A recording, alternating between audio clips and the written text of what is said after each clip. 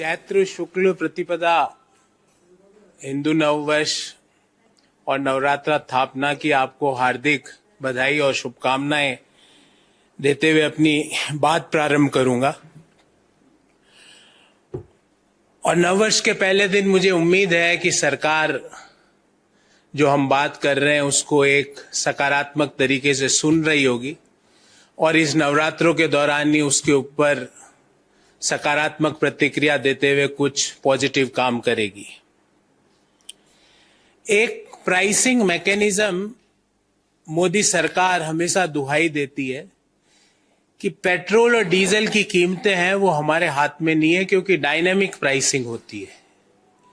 बड़े बड़े सरकार के मंत्री, हालांकि तेल के मंत्री को तो समय ही नहीं मिलता राहुल गांधी जी को गालियां देने के अलावा, पर और मंत्री है, क्योंकि तेल के मंत्री तेल के अलावा सब विषय पर अपना ज्ञान बांटते हैं।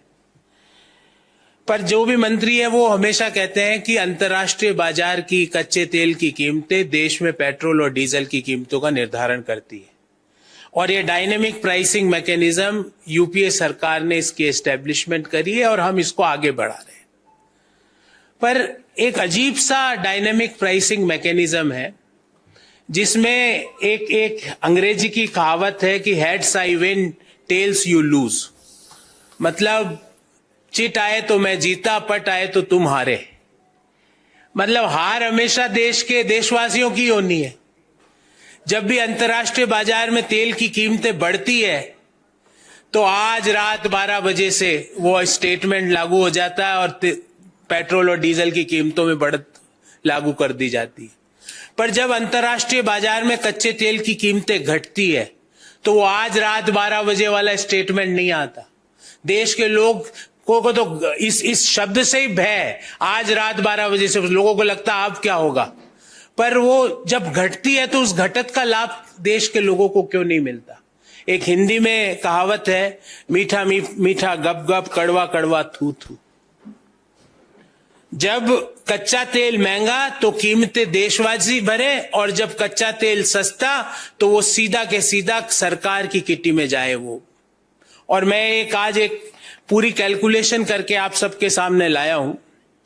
मई 2022 में लास्ट दफा तेल की कीमतों में केंद्र सरकार ने बदलाव किया था, मई 2022। और एग्जैक्ट डेट बताऊं तो 21 मई 2022। उससे लेकर आज तक 305 दिन बीत चुके हैं। मई 2022 में कच्चे तेल की कीमत थी $109.5 प्रति बैरल। यह आंकड़ा सिर्फ और सिर्फ भारत सरकार के वेबसाइट से निकाला हुआ आंकड़ा है। और मार्च 20 मतलब परसों कच्चे तेल जो भारत खरीद रहा है उसकी कीमत हो जाती $70.69 प्रति बैरल। अगर हम इसको बैरल और डॉलर को रुपये और बैरल को लीटर में कन्वर्ट कर दें तो आपको जान के आश्चर्य होगा कि मई 2022 में भारत सरकार कच्चा तेल ₹53.45 प्रति लीटर में खरीद रही थी। यह भी सरकारी आंकड़ा है। और मार्च 2022 में भारत सरकार कच्चा तेल ₹36.68 प्रति लीटर में खरीद रही है। हम ये कह ही नहीं रहे सरकार से ये अगर उम्मीद करें कि वो एक्साइज ड्यूटी कम कर देगी, मोदी सरकार में वो संवेदना है ही नहीं। पर जो घटत हुई है ₹16.75 पर प्रति लीटर की, there is a reduction of ₹16.75 per litre.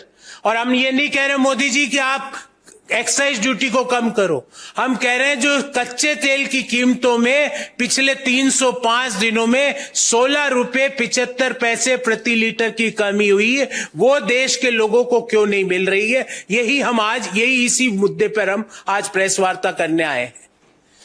अगर कच्चे तेल की कीमतों का फायदा देशवासियों को मिल जाए तो आज रात 12 बजे से ₹16.75 प्रति लीटर पेट्रोल और ₹16.75 प्रति लीटर डीजल में कमी आ जाए। एक्साइज ड्यूटी का जो लूट चालू है वो चालू रखने के बावजूद उसमें कमी की उम्मीद नहीं कर रहे मोदी जी, हमें पता है वो नहीं करोगे आप।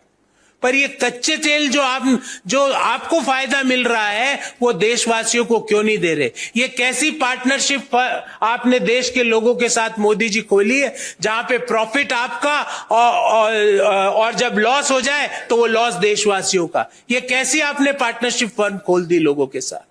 साथियों,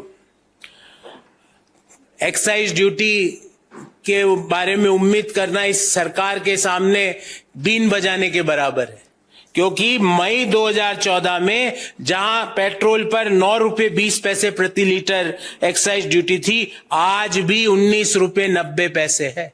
डीजल पर जब 3 रुपए 46 पैसे थी, जब यूपीए सरकार 2014 में यूपीए ने एनडीए मोदी जी को सरकार चलाने का देश के लोगों ने मौका दिया, जब 3 रुपए 46 पैसे प्रति लीटर थी, आज 15 रुपए 80 पैसे है।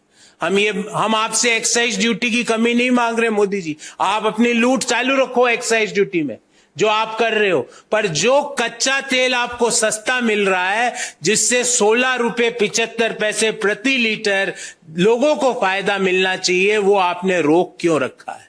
दूसरा मुद्दा साथियों, और यह भी बहुत महत्वपूर्ण मुद्दा है, तेल के मंत्री जी नहीं समझते हैं ये बात, क्योंकि उन्हें टाइम ही नहीं है सिवाय ट्वीट करने के। बहुत हल्ला गुल्ला हुआ साथियों कि रूस से कच्चा तेल सस्ता मिल गया। आपको भी याद होगा कई बड़े बड़े मंत्री बड़े बड़े सम्मेलनों में कहते थे कि मोदी जी ने रूस यूक्रेन वार के दौरान यूक्रेन के बमों को पकड़ लिया ताकि रूस से कच्चा तेल हमारे यहां सस्ता आ जाए। ऐसी बातें भी हुई है, ये मैं अपने मन से नहीं कर रहा कि बमबारी बंद करवा दी, 4 घंटे तक बम हाथ में कैच कर लिए, ऐसी बातें भी हुई है। पर आज वही सरकार कह रही है कि $2 प्रति बैरल का मात्र फायदा हुआ है रूस से कच्चे तेल में। तो वो लोग झूठ बोल रहे थे क्या पहले, जो कह रहे थे $40 $45 प्रति बैरल से रूस से कच्चा तेल आ रहा है, आज कह रहे हैं $2 ही हुआ है। तो या तो वो झूठ थे या ये सरकारी आंकड़ा झूठ है। कौन झूठा है मोदी जी बताइए देश को, क्योंकि आपके मंत्रियों ने कहा था $45 प्रति बैरल से।